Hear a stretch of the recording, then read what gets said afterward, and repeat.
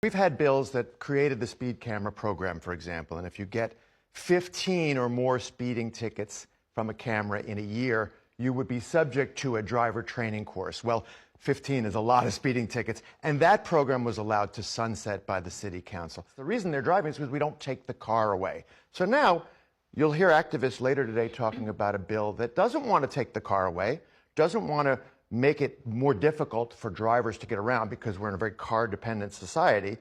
Now they just want to have a bill that would put a speed limiter inside the cars of people like this woman who are recidivist speeders. And there's no reason why we can't do this, because remember, most of the drivers who complain about speed camera tickets, well, first of all, there's a simple way to avoid them: don't speed. Well, this bill would say, no, you can keep driving, you just can't speed anymore.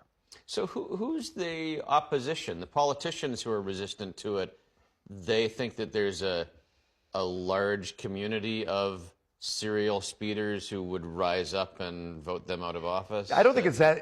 I think there's just, look, first of all, we're in a society that has had about 120 years of car culture, right? So after 120 years, everything seems normal that you do behind the wheel of a car, okay? So you've got a political class that's enabled by those types of voters.